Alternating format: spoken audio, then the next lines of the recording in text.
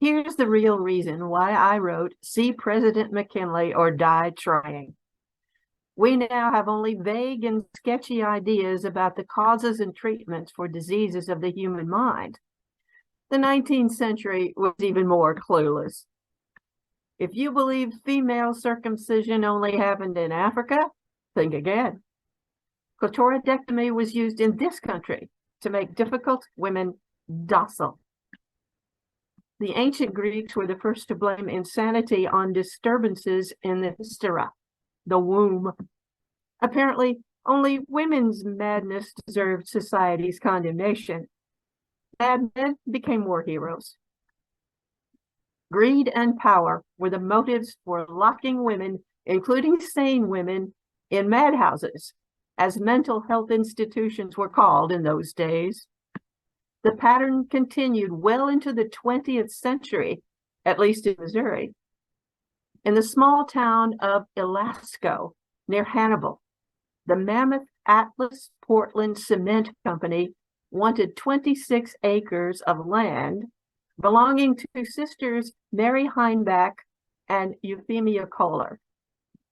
Despite Atlas's influence with local bigwigs, the company had a real fight on their hands.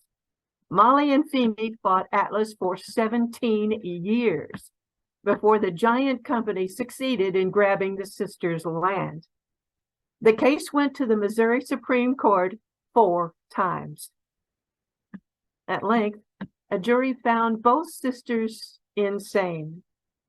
In 1921, Molly went under guardianship, and in 1929, Femi was committed to the insane asylum in Fulton, Missouri. Both were dead by 1931, victims of greed, injustice, and their own unconquerable spirit. In a time before any semblance of the scientific message was employed to determine actual causes of problems, women's reproductive organs were blamed for a myriad of evils and stood as proof that women are inferior to men. Perhaps the most destructive of all was the notion that education made women infertile, sickly, or paralyzed with anxiety.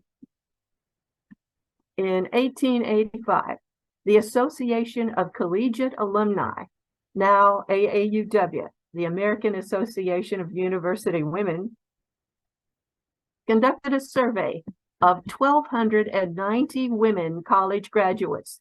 That's all the alumni of the 12 United States schools that accepted women students at the time.